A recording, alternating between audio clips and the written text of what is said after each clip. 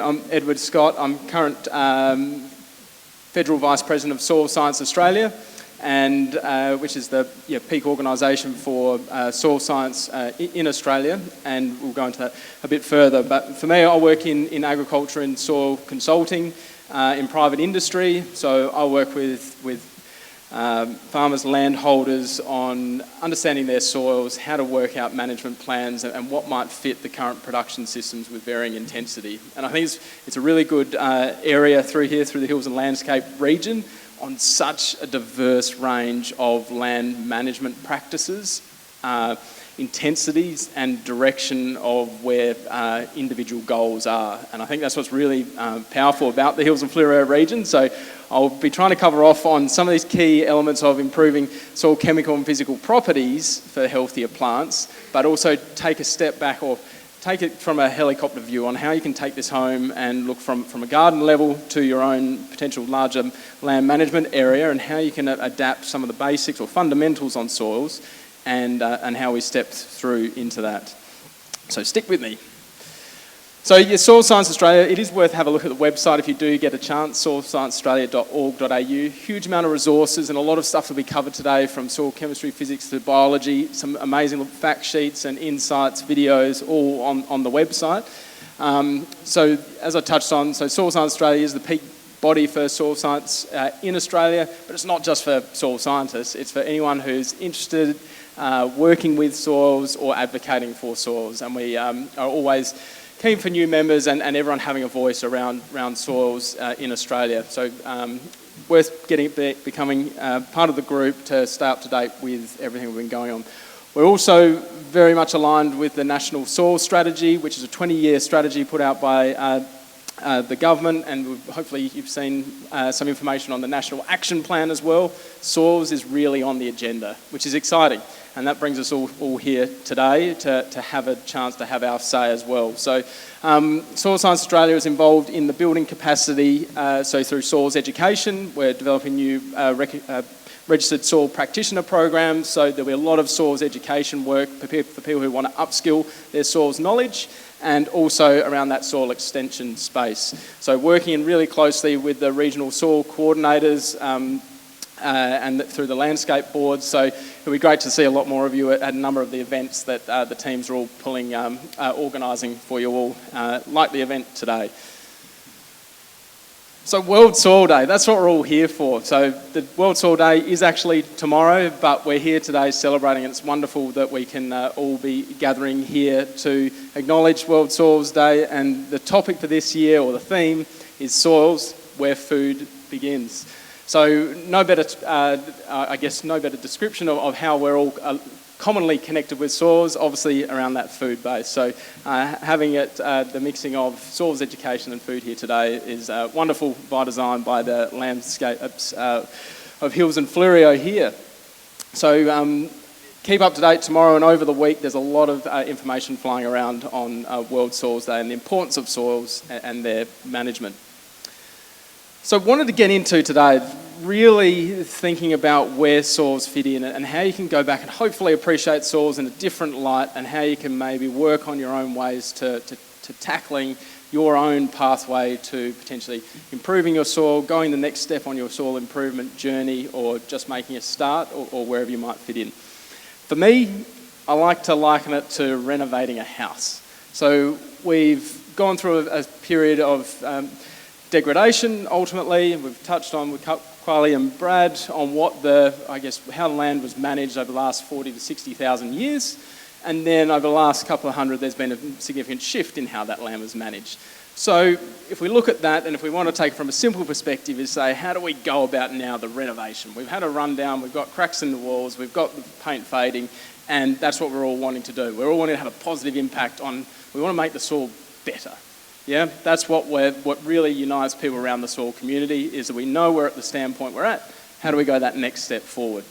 So think about your own situation and how you can potentially renovate your house. We've all got different houses.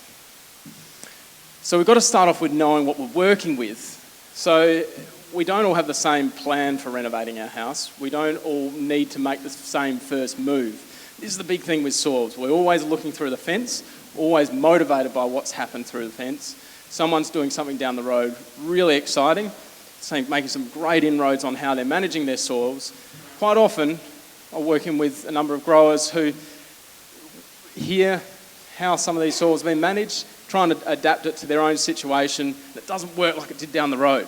And this is what I want to step through, saying, let's make sure we're picking up, harvesting all the information we can, but then making sure we're applying it in the right steps and having the right amount of patience to see it work in your own situation. This all goes back to the fundamentals of soils and the template that you're starting with. So think about what you're working with. To start with that, to work out what you're working with, we need to know what makes up your soil. So primary foundation of that is the amount of sand, silt and clay. And I know the Landscapes SA stand has got a number of samples there. You can play around and ribbon out some soil and start honing your skills on how you can go home and actually work out what that soil texture is. It seems really simple, but it is 101 on knowing where you stand to go to that next step forward.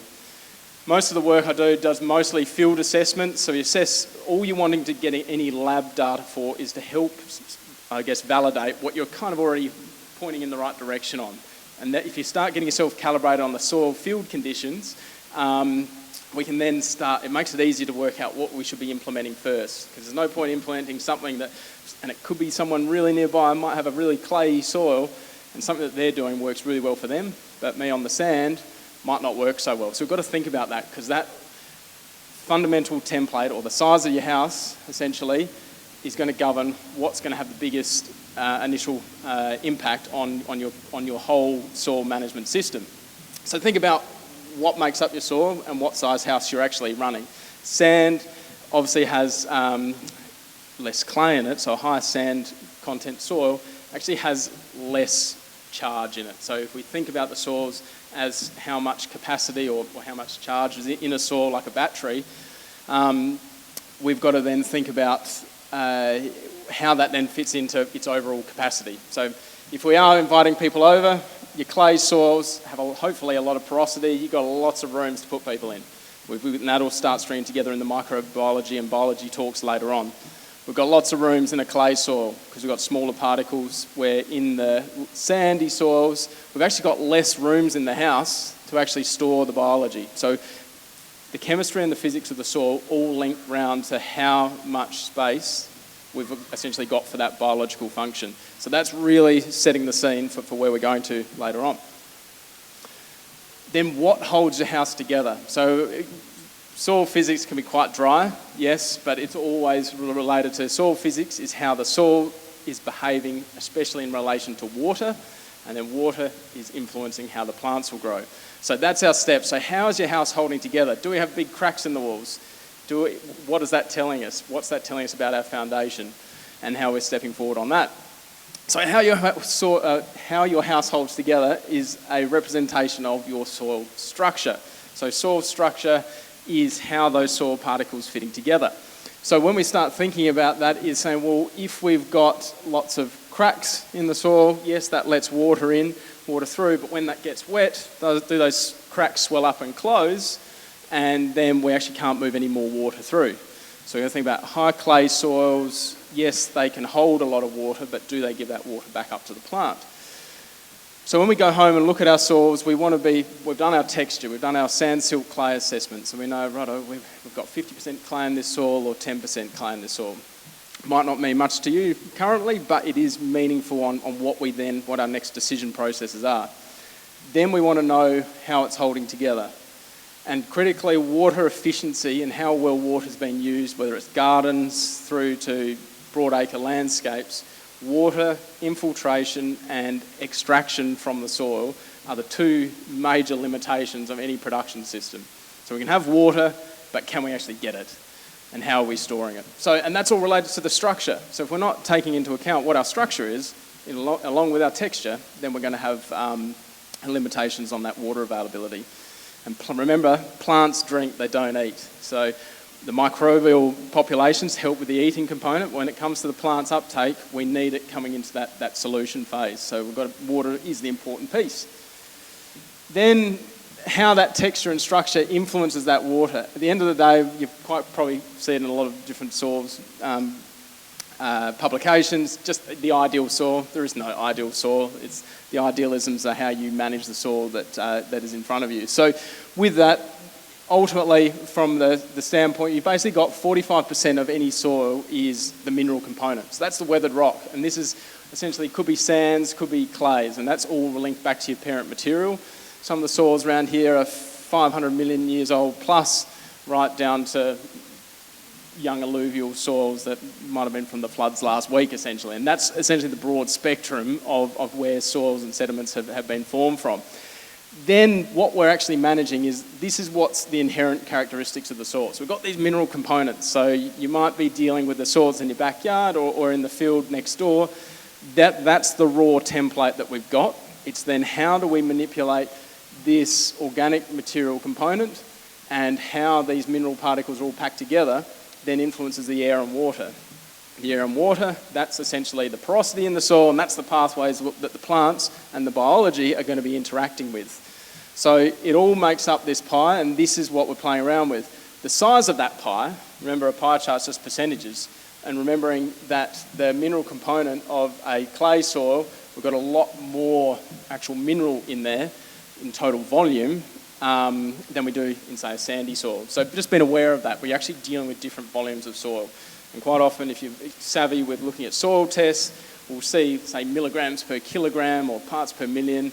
What does that even mean? So that's where we can start stepping through on how many kilos or tonnes per hectare are we actually dealing with. That's where it can help put in perspective when you're putting any amendments out. So really, that texture and the structure, which is the foundation of soil physics, is where the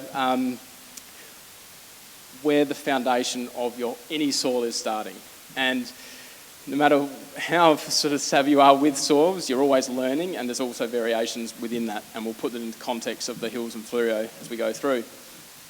So what does that mean when you're coming to manage your own soil? So whether it's your garden or through to the field, what's going on when water is interacting? And this water phase here within your porosity is going to be doing different things. We're going to put the same amount of water on each of these soils. They're doing different things once it hits the soil. So clay, we might get a slower infiltration rate through the soil, so we get more lateral movement. But then when we get the hot sunny days, it evaporates really quickly. You're like, why is it not hanging in there? But the sand moves down through the soil quicker, and if we've got roots down there, we'd potentially be picking up some of this stored moisture underneath. However, per kilo, it doesn't actually hold as much water there. So this is what we're juggling with that water interaction with the soils. But what we need to align at the end of the day, and it was sort of brought up by Kylie and Brad, is that intensity at which soils are being managed. And that's what it really comes down to, is how we're matching the intensity of our management with our current soil capacity and capability. And that's defined by its soil type and its inherent and dynamic properties. So we want to be matching that, and quite often when we look at different management strategies, we'll see just a back off of intensity has huge step changes on productivity. Others might be degraded in such a way that you can back off the intensity, but there might be other constraints lurking underneath that are still a handbrake on the system. So this is why we can get some management strategies work really quick with some growers, others it takes a little bit longer. So it depends on how much we need to intervene.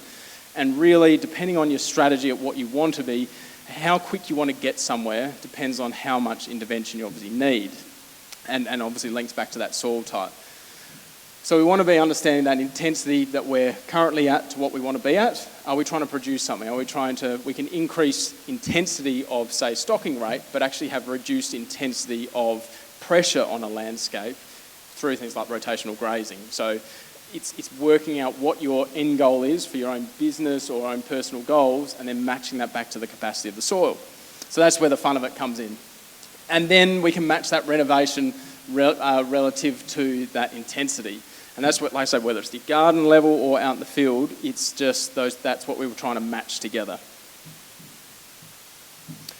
And where does it all link back into? Obviously, there's a lot of discussion around carbon and a huge amount of importance on carbon in soils. And at the end of the day, with all the hype around it, it's amazing the attention that soils is getting. But when it comes to the people with soil have to work out how to best manage it.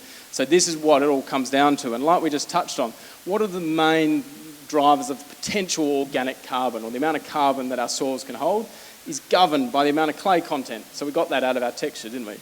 The bulk density, which is linked back to the structure. So that's how packed or compacted that soil is. So if we've got a really compacted soil, our potential organic carbon capacity to store goes down. And then the depth of that soil, obviously have we got a shallow skin of soil, or have we got a deeper layer of soil, and then we've got that mineralogy, so the minerals. What have we weathered this soil from? Is it acidic-based rocks or mafic or more alkaline-based rocks? Then we've got the climate side of things, so the attainable organic carbon. So we've got our potential, that's the ceiling. But due to the moisture availability, the temperature and the sunlight effects, so the solar radiation, all influences how the organic matter then, or organic carbon, organic matter then cycles within that soil, and where that ceiling is then based on what those climate variabilities influence. So when we start looking at what water does, water is a major driver of our potential organic carbon, matched in with our mineral content of our soil and that overall potential driver. So we then got that attainable organic carbon. Then we've got that management overlay. So once we're influencing then how much water we're actually storing, losing, are we losing it through bare soil, being pulled through the plant, then is going to drive our actual organic carbon. And this is where we then need to temper what the neighbour's doing versus what you're doing, especially when we've got different soil types involved. Just because you're in a certain postcode doesn't mean you have the same organic carbon storage potential. However, there is always potential to step forward. There aren't too many soils, some around further south, where you've got higher organic carbon contents where you do hit more of a ceiling. But everyone's got potential there. So think about when you go back and say, what is my potential here based on my soil type? How am I best managing my climate in relation to this soil type, and how can I potentially hold more moisture there? And a lot of the sandy soils, people are working on how can I either store more water in the topsoil. So is it just running off? Have I got the non-wetting soil, so the hydrophobic, where you put water on it, just beads off and runs off? That's a big limitation that's stopping your whole capacity of your whole system, because you're getting an inch of rain and you might only be getting a quarter of that in, but you're actually being delivered water which you're underutilising. So that's our step change that we can start intervening with. So at the end of the day, it's just a big balancing act when we're trying to match the chemistry with the physics, because the physics are telling us how the soils are holding together, and then the chemistry is sort of governing how that is holding together and then interacting with water as well. So they go hand in hand, and really important. And I know it is a triangle, that soil chemistry, physics, biology, and it's got to be, depending on what levers we are pulling, we've got to be aware of how no matter one management change is going to potentially influence all three of those to different degrees. So we've just got to work out how that triangle's shaping up. So the soil chemistry balancing act is then linking that soil constraint. So what's holding my soil back versus potentially the soil nutrition, which is saying what's available in this soil, and it will vary based on soil types.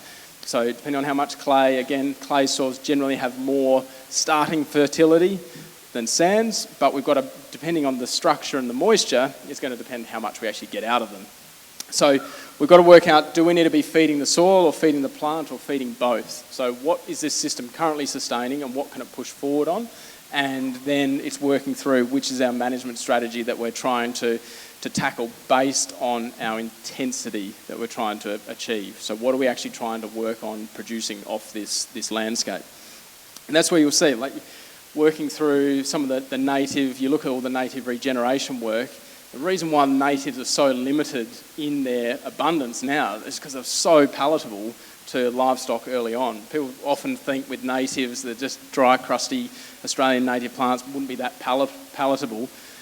They've just been out-competed, but it's because they were so palatable that they did get eaten out and then easily out-competed by introduced species. So when we look at what that balance is, if we're reducing the intensity of the grazing, can we then work on more native integration, but we've got that bigger lag phase potentially on some of the establishment. So that helps us get those building blocks right to match the right plant species with the soils we've got, which is all then linked around to that soil chemistry, linked in with the physics.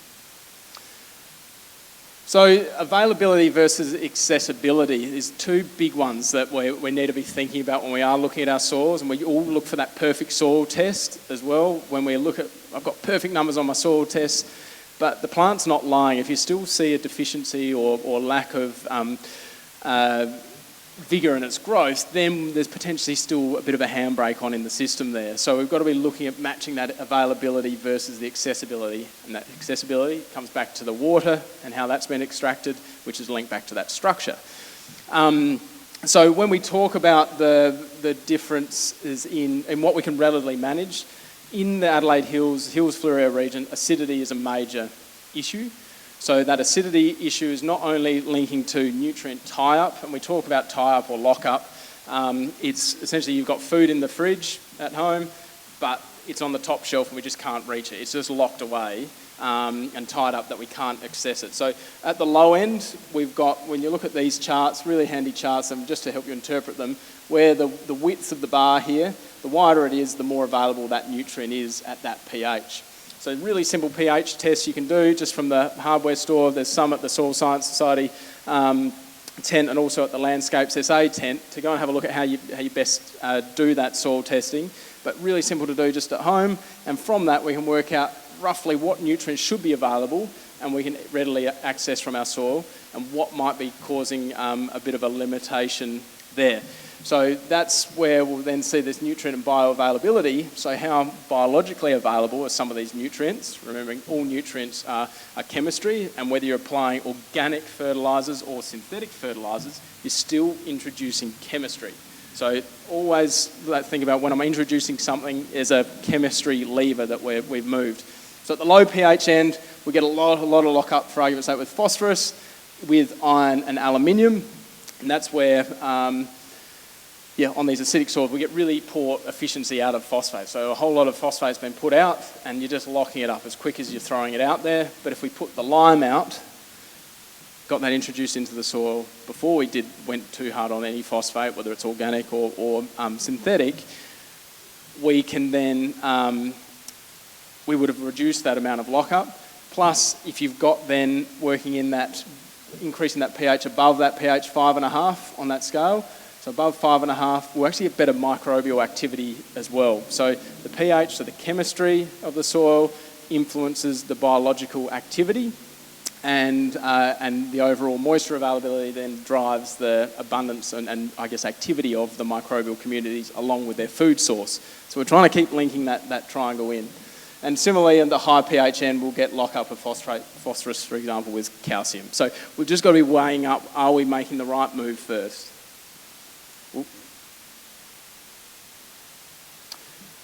So while we're still touching on carbon, I like to put carbon in perspective because it is our food source that we're relying on for the microbes. The plants are contributing that carbon to the soil. Then we're really trying to drive these biological systems through the house that we've built for them. Turning that house into a home is what we're trying to do. So, but what does it actually mean and what's our potential there? So when we start looking at that, and hopefully a number of you have soil tests or know from historical data roughly what your carbon numbers are, but this just helps to put it in perspective. So quite often soil carbon's presented in percentages. Percentages aren't that helpful because it depends if you've got a sandy soil or a clay soil and how compacted it is, all changes. So we want to put that into tonnes per hectare. So a really handy back of the envelope, and you can do this with all your nutrients as well, just working through how much we actually got there. So we want to start with your soil organic carbon. Keep it simple, start at 1%. So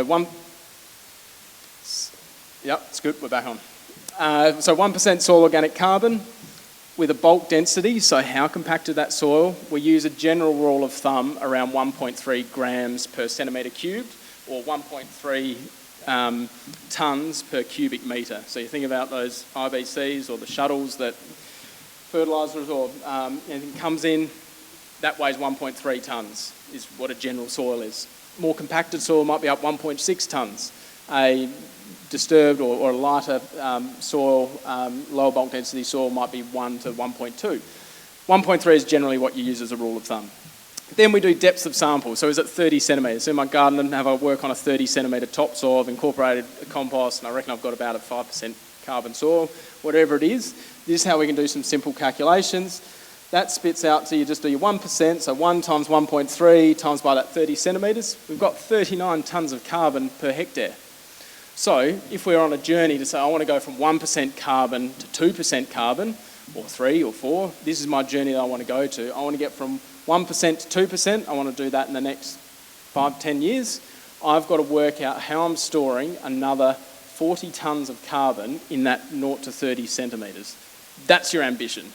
So with that, when we look at some of the carbon sequestration rates, we've got to be then thinking if we're growing 6 tonnes of biomass, 10 tonnes of biomass across the top, we've got to then think about, right, how much of that are we storing? Might only be storing 10% of that per year. So you can sort of start predicting what your journey is on this soil carbon sequestration. So I find it really helps put that in perspective. So when you know you're putting out 1 tonne of compost, say, that might be 30 to 50% carbon, that's how much you're then having an impact on your total carbon number now. You're contributing to that, but it is going to cycle through. And that's the biggest journey with carbon, is that when we put it there, it's not just parked up there and locked away. It is depending on that soil structure related thing. That's another discussion for another day. But we've just got to be thinking about how that is then driving that microbial activity. And you'll see with high compost applications, say, you can actually get you get a burst of CO2 evolution. So we do lose CO2, but the net positive to the soil is obviously the benefit we're really chasing. So just so I put this up, this is a lot of soils from around the Hills Fleurieu region. A pleasure I've had to jump in some of these soil pits, but it does help put into perspective, going below that 0 to 10 is what really drives some of the powerhouse of the soil. So go and dig a hole and have a look at what's going on in your backyard, because this helps put into perspective on some of the constraints that might be lurking there. So from pH is a big one, might not be the topsoil, could be the subsoil. Clay content goes from sands, so glacial sands over clay, and then clay loam soil, so structure might be the limitation, could be compaction, wheel tracks between vineyard rows. Restricting the plant rooting depth. Plants tell you a lot on what's going on and how much soil are we actually using. We've got looks like a nice metre of soil, but we're only using 30 centimetres. Why is that? Salinity, so shallow soil profiles with salts or might be high sodium. So do we have a drainage issue? Where's water going in the landscape? Is it nutrient availability? Everything looks really fine, but we're just not, the plants are telling us they're still struggling on nutrition. Go back to the soils, start looking at the subsoils. The alkalinity and subsoil toxicity, we've got to be looking at that high pH soil, so calcium carbonate in some of the subsoils around South Australia, not uncommon. So we can go from acidic topsoil to alkaline subsoil. When you look at pH, going from 6 to 7 pH, that's a 10 times change. From 6 to 8 pH, that's 100 times change. Not uncommon to go from 5 to 8 pH in a soil profile. So between the 0 to 50 centimetres, we might have 1,000 times difference in pH that the plants and biology have to experience. And then sodicity, so how that again is linked back to drainage. So this really wraps me up from here, but really just want you to take away here is how will you go back and start thinking about your soil and turning your house into a home from there when you look at that soil perspective. We're going to be discussing who's going to be living in your home later on from the next speakers. But looking at that soil, chemistry and physics really does underpin that soil health. It is really some of the food and the house that the biology are going to be living in. Know what you're starting with. Dig a hole, can't recommend it enough. Have a plan of where you want to get to. It's always the big thing. Where do you want to get to when you've got a starting point now? What's your first checkpoint of where you know you're making progress? Know your numbers, do your test. Doesn't mean you have to send it off to a lab, but just start, the lab numbers start helping you get some raw numbers on it, but just calibrate yourself on your own assessment of soils. Link your current limitations to your management plans. Know what handbrakes are there, because it's unfortunate when you see people invest so heavily on one management strategy and have just completely been blindsided by a subsoil constraint that's really limited the performance of all their management changes. Track your improvements, and again, have patience. Soils don't necessarily change overnight. You can get some massive step changes overnight, but it is a journey and a continual journey. So think about that and how that fits in with your own management. So thank you all for your time, and we'll push on with the next speakers as well. So thank you.